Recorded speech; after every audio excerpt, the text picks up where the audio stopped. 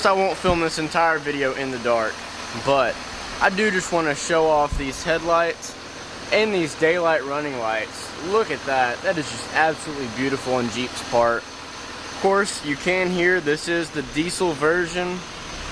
And then I wish that there was something on the side over here that said diesel. The only thing you get is in the very back. It says Ecodiesel right there. That's it. That is the only marking that you can tell that this is the diesel version of this Jeep. Alright, now since we were first talking about driving the Jeep around at night, one thing that I do not like compared to the JK, there's no map light. So I'm currently using my phone as a flashlight in my face. I'm just driving around the neighborhood, I'm not going anywhere. But like, it is dark in this Jeep. There's not really, like, there's lights in the back, but there are no lights up front. There used to be a light, I always called it a map light, and it was right underneath the mirror in the middle, but they completely ditched that. But I do want to show off these headlights just a little bit more. Alright, so here is the headlight, just plain beam. It's a little bit high. We have not recalculated for the lift. We will adjust these down a little bit. Now this is only the headlights. I'm going to throw these fog lights on as well. A little bit brighter, especially right up close. And then once I hit this road right here, I'll throw the high beams on as well.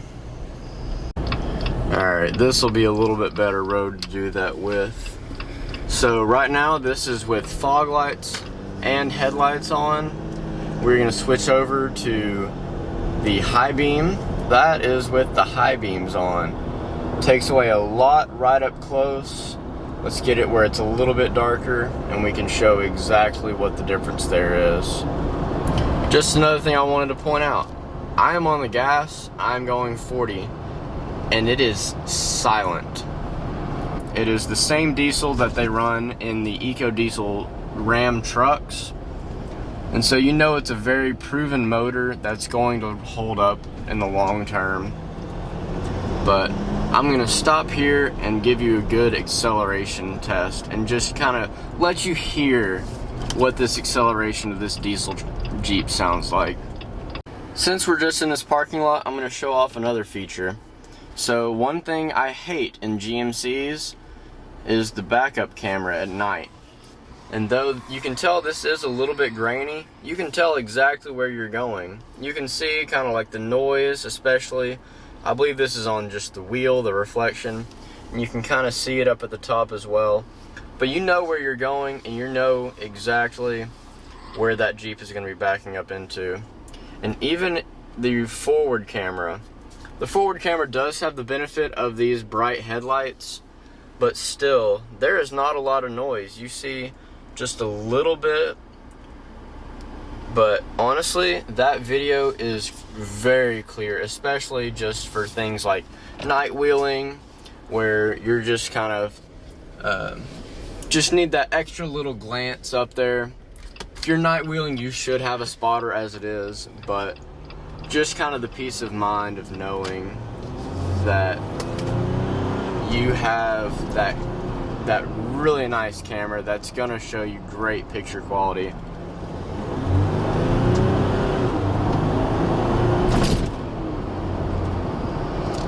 And that is purely from the engine. There's no aftermarket exhaust or anything boosting that sound up. That is purely from that engine, and that is just absolutely incredible. And averaging 19.8 miles per gallon, there's not a thing I would complain about with this diesel Jeep right here. It outperforms the V8, it outperforms the V6 by a long shot, and then they completely took away the 4-cylinder, in my understanding, and replaced it with the electronic one. But man, this is just a beast of a Jeep. But I'll get way more into it once we get some daylight up here. Now before we get too far into this, we need to change into the proper Jeeping attire. So here we go. Much better. Here we go. Alright, now one thing you'll immediately notice with this diesel Jeep is the amount of torque, and also this sound right here.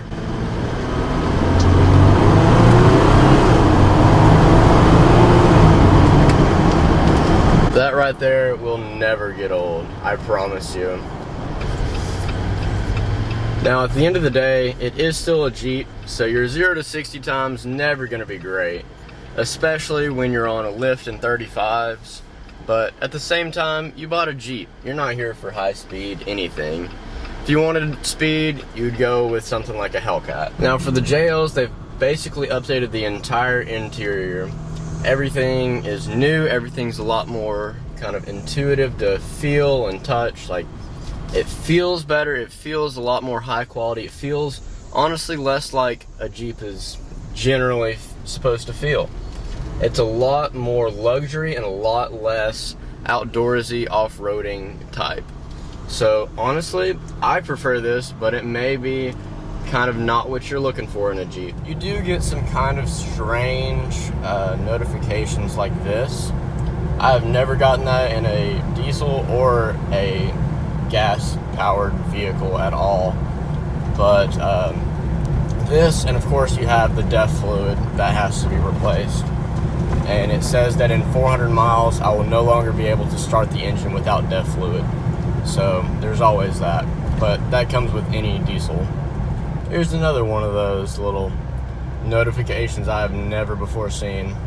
And I'm almost at the destination, so I really can't keep driving just in circles. Or if you're on the way to work and you see that, are you supposed to keep driving? I don't know. Alright, so we're going to start right here on the front. We have these steel bumpers from Jeep. They come with the Rubicon package, but they're an upgrade. Then of course we have LED headlights, LED daylight running lights. We have this front camera right there that I'll get into here in a second.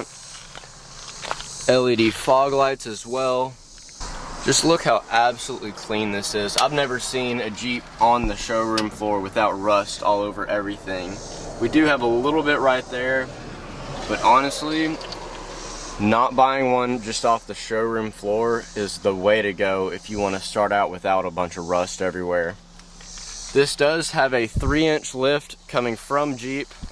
Comes with these Fox shocks, and they are designed specifically for the diesel.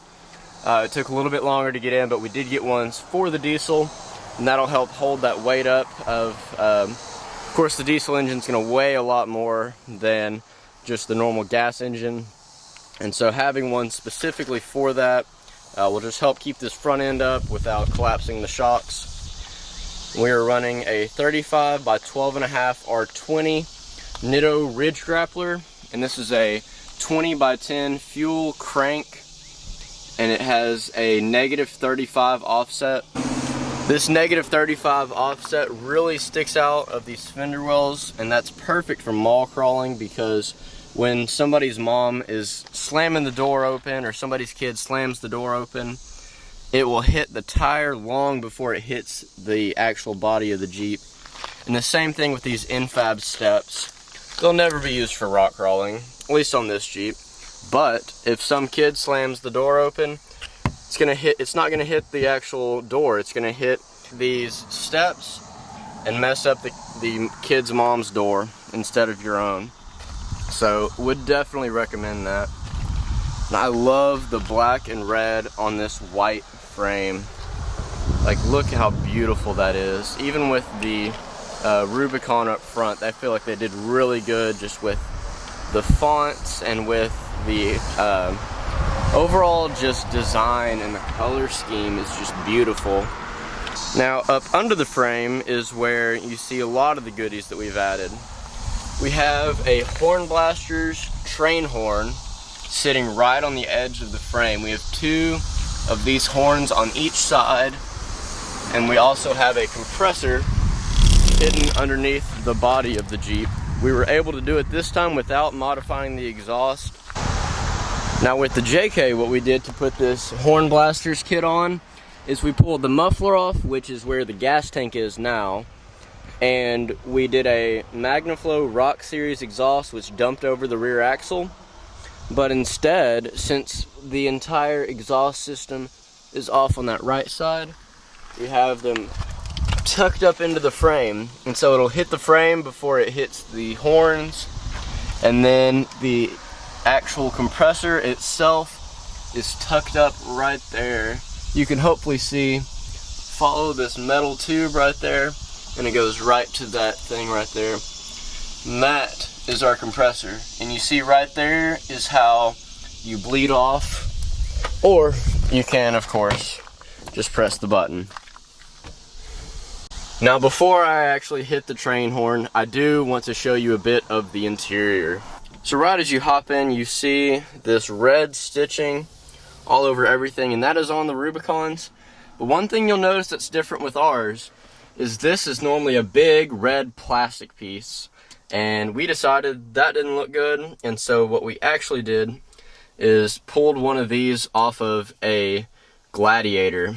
And so the Gladiator has this red stitching on this black frame, and it feels like leather. It's probably a fake leather, but it at least feels and looks a lot more like leather than the normal Rubicon one is, which is just a giant plastic red piece right there.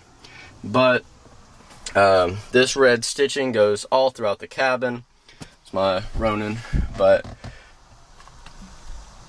stitching here on the seats, as well as all down the side of the chairs, even on the shifter.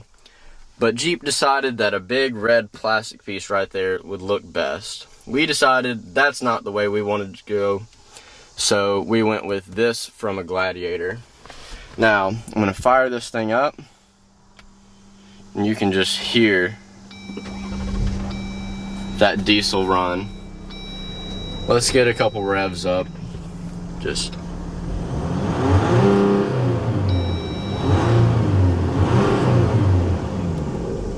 you just hear that kind of, it's almost like a knocking of the diesel. And it's like knock, knock, knock goes the diesel. Alright, so aux 1 is going to be our compressor. That right there. These are 40 amps. 1 and 2 are 40 amps. 3 and 4 are 15s. And so we have 2 and 4 do nothing yet. But that starts up the compressor. And this is our horn right there. I'm going to tease y'all a little bit, but I'm not going to show you the horn just yet. One thing I love about this, they made this like a really finished metal, and so whereas the rest of the dash is plastic, and I mean, it feels good. It's a very high quality plastic. It doesn't move a ton. Like, I'm pushing pretty good against it, and it's not making like any cracking sounds. But this right here with the sway bars and the locking differentials just looks good. And so the way this works, I'm gonna move this just to get it out of the way. But so you can turn the rear on by pushing down, front and rear push up, or if you want them off, just press that button. Simple as that. And so the off-road plus mode turns on stuff up here as well.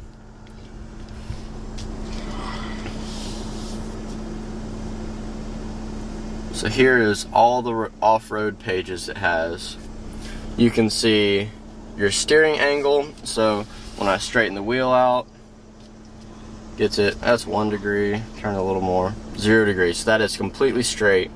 You see that the transfer case is in 4 high right now. Gauges, sway bars connected, front axle unlocked, rear axle unlocked. Just to kind of show how this does work, I'm going to drop it from 2 high into 4 low and show how fast these lockers lock in.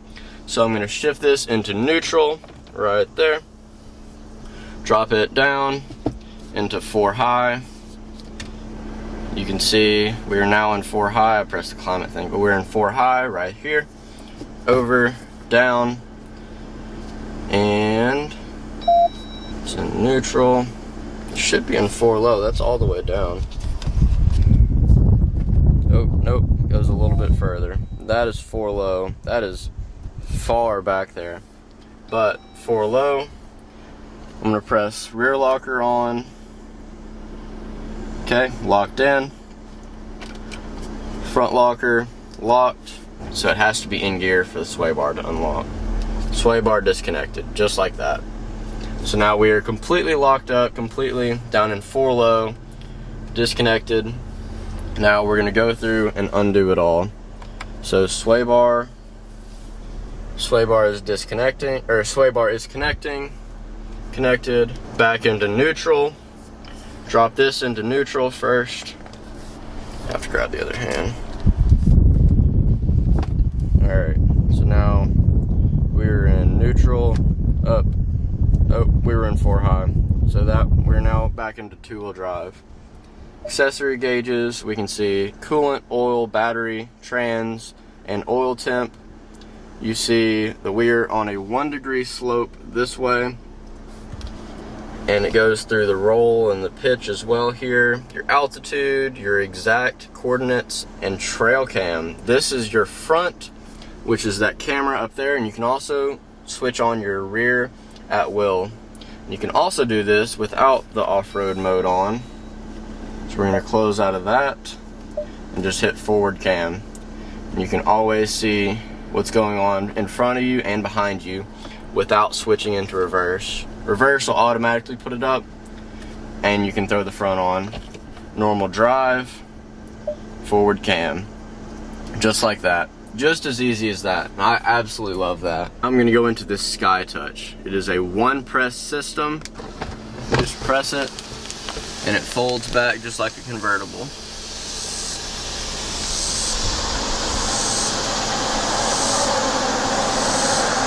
If at any point you want to stop it, you just press either one of these. Stops right where it's at.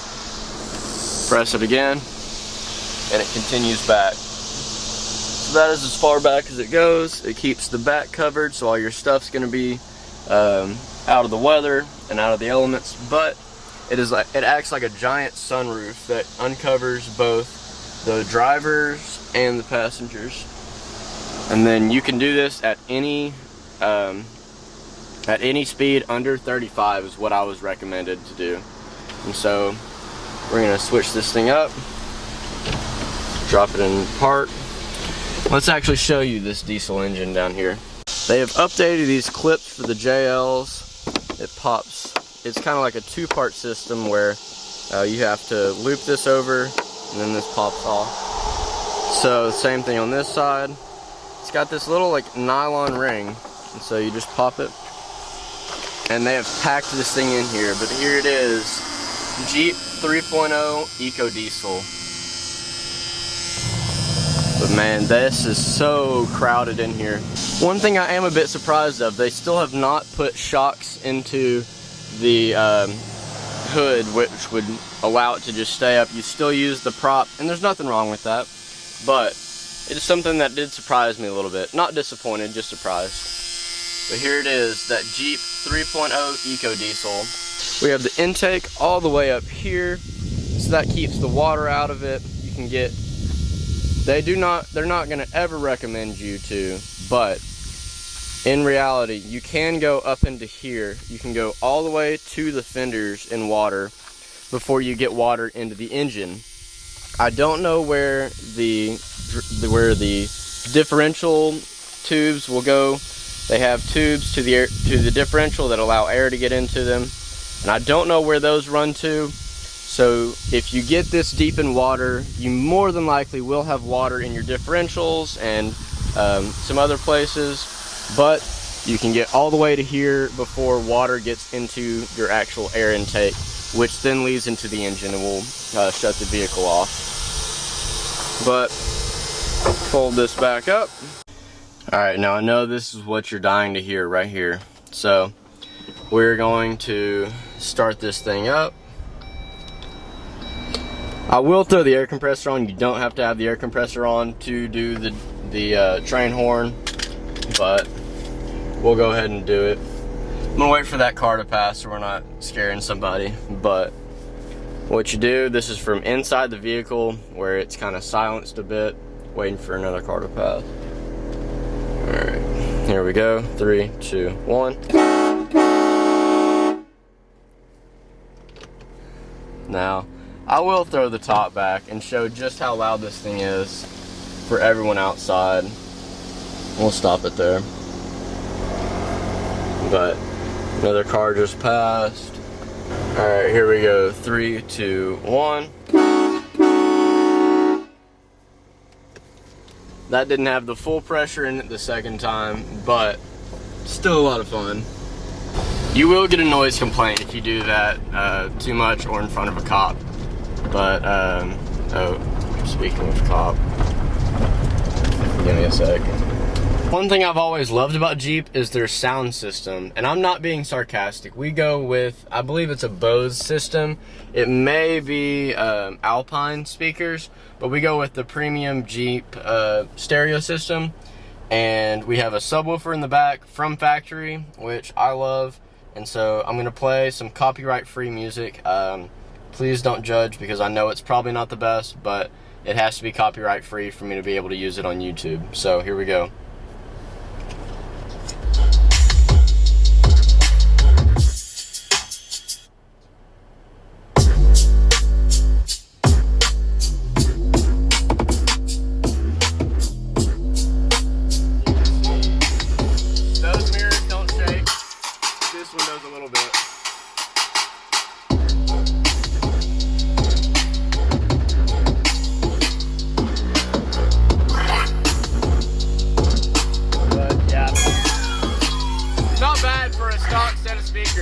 Not bad at all.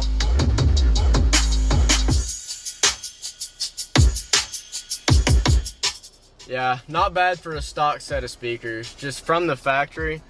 And right up here, I can't see anything with being lifted, being up haul. We can now see exactly what I'm pulling up to. And I like that it shows these little tire treads. Just kind of one extra feature on a Jeep.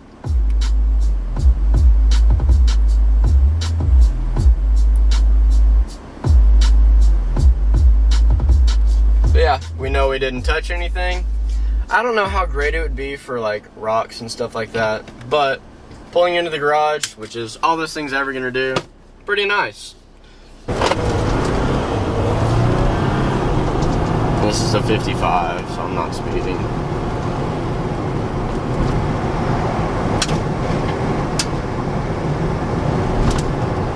But yeah. So that's what the train horn sounds like. That's what the diesel Jeep sounds like. Kind of the ins and outs, basics of what the JL package is going to provide. And hope you enjoyed the video, and be sure to tune in next time.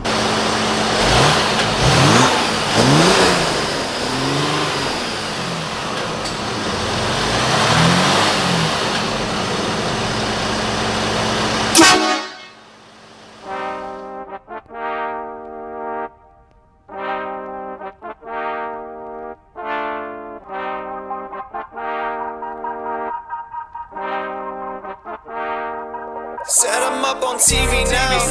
I'm the boss, ain't believe me now. To the top, Cody on my wrist. Diamonds all over my clock. Take my shot and switch. Fuck it, it's my time to pop. Hey, look, we are not those type of people. Yeah, losing touch of what's illegal. Been at my spot for way too long. Let's fly out, call your people, let's go out and blow some strong. Middle of the road, nobody know my name, no. That's okay, I'm just soaking in the life I made, yo. Getting paid, do the math, ain't throwing shade. So much cash that I done made. This the path I'm supposed to take, I thank the Lord about every day. Hey Lord, blessings are stacking up, bitch I say acting up. She got an ass and she back it up. Hit it ain't wrapping up, she say she had enough pussy so good I might bag it up. I'm up to no good, sliding downtown like a ghost.